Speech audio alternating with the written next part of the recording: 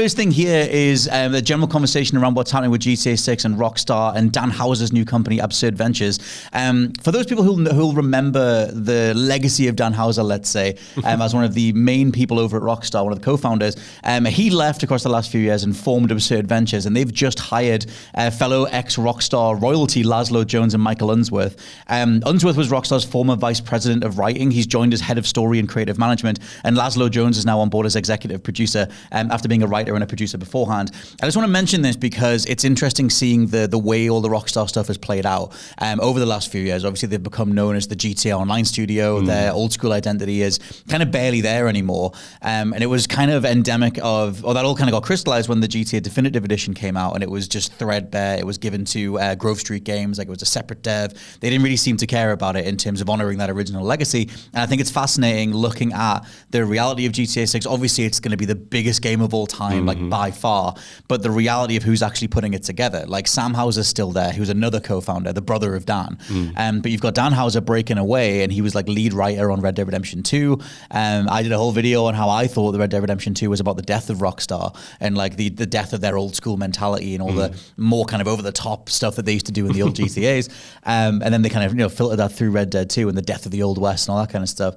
But yeah, just that talking point around that idea of if you're a creatively minded person with a bunch of ideas and you want to get them into a game that's a certain size, how possible is that? And are you better off just breaking away and forming something else? What actually is GTA 6 without any of these key individuals? I know that like GTA 6 has been worked on for over 10 years now. So assumedly these veterans, these original people would have been part of it at some point. And I wonder what the hell GTA 6 is without almost any of the key biggest figures that were there beforehand. It's really interesting because we see this a lot, right? When you get like big key figures like this who basically create the source, like create the formula of like the game. And then obviously like their games and like their little babies come out and they're incredible and they do really, really well. And that's amazing. But then when these people move on and do other things, or like whether they leave or like focus on other projects, and you get other people there who are then trying to kind of like claw back like the magic that they created. So they're still trying to like, you know, lay within the source that they made, so to speak. And because it wasn't their baby to begin with, that can go one of either way, whether it kind of like, it's a shadow of what was there. We saw that with Mass Effect Andromeda, where,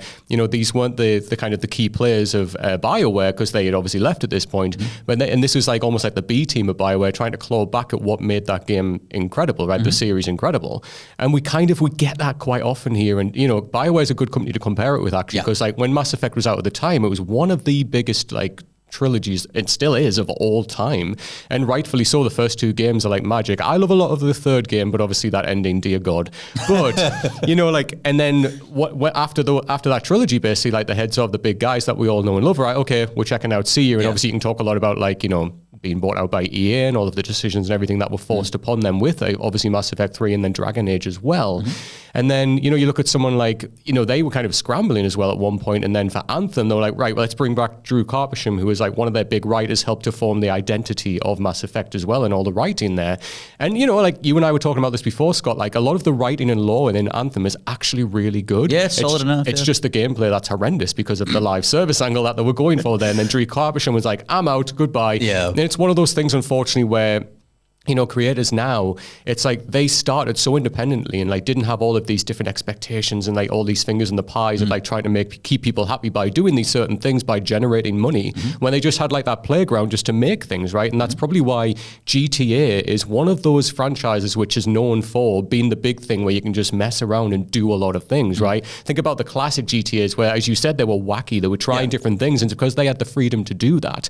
Whereas now going forward, it's really, really interesting to see what they're going to do with GTA 6, because, as you said, it's polarizing. Where Red Dead sits and where GTA sits, they're very different tonally, but almost at the same time, when you look at GTA 5, you can kind of see a little bit of that like kind of funneling through that more serious tone and things like that. Yeah, it's like at least they felt authored. Like I feel like GTA Online, one of the biggest things that people have against GTA Online over the years is just that it feels like this never-ending thing where it's like, okay, we'll get another DLC and another DLC. Like GTA 5 story content was cancelled, which has kind of started showing up again. People have started looking at mining the PC version, looking at various things that might have been in that DLC. A jetpack was mentioned, which is like a random thing that you could have potentially done from San Andreas.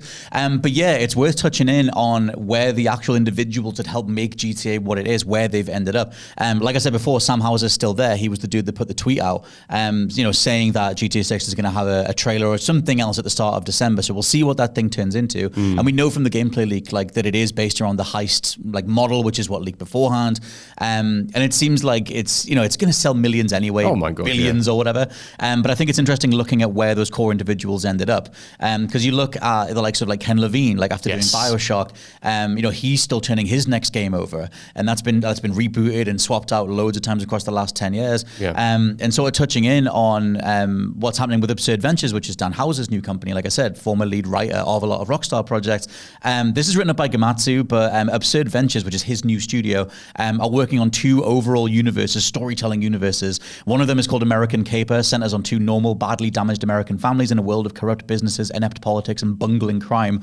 American Caper will debut as a graphic novel that's being illustrated by renowned comic book artist Simon Bisley, and he's also doing A Bit of Paradise, an existential suspense thriller set in the near future, a 12-episode audio fiction series based on a Better Universe currently in production. And they're working with award-winning audio company Q Code Media. I only mention that because it potentially stands in stark contrast to the more corporate or safe or expected approach that GTA Online has at least taken, that I hope isn't in GTA 6's main story. But again, I mention this because this is what the dude who was one of the lead writers is going off to do with a different studio, and now they've acquired, like I said, 2 other former Rockstar royalty people.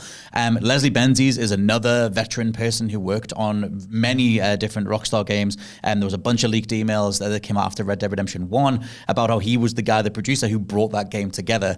I think it was Dan Houser, might have been Sam Houser, who did an email back then saying that everything was chaos. They were trying to make this game come together, and we need the Benz. That was the line that did the rounds back then, was we need the Benz. And Leslie Benzies came in and made that game work. He's no longer there at Rockstar either. He's working on a game called Everywhere. It was at the, I think it was at the Summer Games show earlier this year, and might be at the Game Awards this year as well. But yeah, we're throwing those things in terms of if you're keeping an eye on GTA, wondering what the hell kind of game it's going to be. To me, it's likely going to favor more GTA Online stuff. We're waiting to see what the hell they're going to do with the future of GTA Online. And I'm just curious, those big creative minds are doing many other things clearly, and I wonder what state GTA 6 is going to be in when it finally comes out. You've got a 10-year plus development cycle with a lot of the veteran writers and minds and that group chemistry that went into those original titles no longer there anymore. So we'll see. Next news item down is from Axios.com, with Take-Two Interactive being sued in federal court by a minor judicial assistant represented by their mum, which is hilarious. So this is filed back on November 17th. The suit alleges that because any virtual currency bought in a video game, in this case NBA, the 2K games, because that virtual currency can't be transferred over to a new game, that this qualifies as unfair, illegal, and a greedy practice that violates California's civil theft laws. Take-Two are yet to respond to this, but Axios do note that they were sued over loot boxes in October last year, but that was resolved out of court in the end. So I guess we'll see what happens. I feel like every sort of few months there's another lawsuit that springs up around, suing someone for misinformation or the way that these practices, the predatory nature of it, the fact that you can just plug your credit card into something and then maybe a minor or someone who doesn't fully know exactly what they're buying just clicks a button over and over again and gets a whole bunch of loot boxes or microtransactions or whatever when they don't fully understand what they're doing. In this case, I have personal experience with this because I play the WWE 2K games mainly to download AEW rosters. I'm an AEW wrestling fan.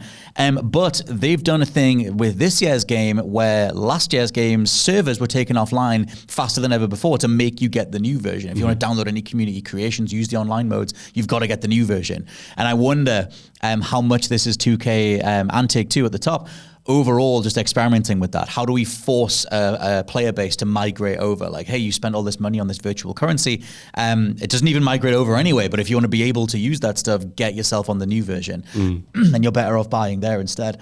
What do you think of the overall, that fact that servers are a reality that needs to be maintained or whatever, but forcing people to get the newest version over and over again? I mean, I have to say, first of all, being represented by their mother in court, that's just, that is epic boss move. Go, Mom. I know, right? Go, Mom, take them down. I love that type of stuff. But you know what doesn't get sued is good old-fashioned good storytelling. And you're not wrong. I just, it drives me insane. This whole format of people thinking this, we gone are the days, it seems, where like we just focus on, you know what, let's make good gameplay and just give like gamers a really good experience in the realms of what we want to design. But this type of thing, like the fact that it exists still blows my mind. Right. Like when we think about like a lot of the most successful games of this year, which obviously we'll go and talk to a little bit more, most of that we're going to talk about is single player experiences that don't have any of this going on, or where that a lot of this is optional. You know, like, you know, you look at stuff like Assassin's Creed Mirage, where you can like buy like certain currencies to buy certain things, which are optional, right? But then you get games like this where like it's set like the precedent of basically you need this stuff in order to enjoy the game. Yes. And it just blows my mind, like the legalities around that. And it's come at a really good time that stuff like this, I mean, obviously not for the people involved that it's happening to, but it's really marking a point for the industry of like how well this stuff obviously in the past has like made money and done, but how that reflects going forward, right? So like when game developers, and now we talked about GTA 6, like when game developers are going forward, how they're going to implement, if they do, or even think about putting this stuff in the game because of the legal ramifications, and kind of rightfully so. It's so easy now for people to get tricked into, or to think, oh, I've got to buy like so much into this in order to enjoy this game, or in order to add to this game, you know, whether that be younger gamers obviously who are like doing that or whatever it may be, but it's something that it's really stale, and it's really, it's like it basically doors opening on the gaming industry and saying, this is the corporate front, like this is the corporations, we want your money, and it's like gone are the days now of like just focusing elsewhere on that. This is kind of the new thing, and it seems like games now, people are getting smarter about it, right? And like games are receiving backlash for that. I mean, look at like Kill the Justice League, like that whole game's gone into a full year. Yeah, I'll be amazed if that sells well. Can you imagine? But again, like it's just this corporate front of where like for a long time it was dictating games, like the live service, things like this, like online currency. It really did become like loot boxes. Dear God, why did we ever go through a phase of loot boxes? My God, they were never a good thing. And yet here we are. And like they've slowly died off now, you see. So like sort of NFTs as well. Absolutely. Thank God for that. So it's nice that we're now getting these news stories which are revealing the backlash of that, and saying, you know, hopefully it's putting that story into like developers' minds of this thing that used to work where we were, you know, cashing in on all the money. Maybe we need to look at something else which is a lot fairer and provides enjoyment for actual gamers. Yeah, one thing I'm fascinated by with all of this is the idea, the pivot that seems to be happening with Assassin's Creed and Call of Duty to go to an overall like platform model. Like we know that Ubisoft are planning Assassin's Creed Infinity, which would then have various story modes, multiplayer modes, whatever the hell plugged into it. And the Call of Duty HQ thing is what's being mentioned as the future of Call of Duty, either because of the overall acquisition on the Microsoft side, or because of something they were steering into anyway. But that idea of how long do you wait between releases and how much do you try and force someone to go to the next game, that idea of being fair on the consumer side is obviously what should be the most important part. I think the idea of saying, hey, your currency is no longer valid, or you need to buy the new game, or the servers are going offline very soon. I get the game development reality of that. Like if you want a team to actually maintain those servers or look after that stuff, they're going to need to be paid. Like to some degree, things like loot boxes or microtransactions or whatever can go in that direction. But at the same time, none of it feels like it is this charitable, philanthropic thing. It feels like the most like abusive, predatory approach to it possible, where it's let's mine as much love the consumer has for the product and get as much money out of it as possible. True that. So yeah, at the minute, this seems like an ongoing thing, but I guess we'll see what happens. The fact that it was settled out of court last October when the discussion was over loot boxes makes me think that'll happen again. And because it is a miner who is at the heart of this whole thing, that makes me think that someone got a bit too like fast with the purchase button, and it'll be something that on the legal side, on the company side, they'll just be able to squash that outside of court and it won't go any further. But I do think the frequency that these are coming up is interesting. Yes. And I think that the reality of the game side, when they're figuring out how much do we space these things out, do we need annual releases? Like I said, that's what Call of Duty and Assassin's Creed are in theory moving away from.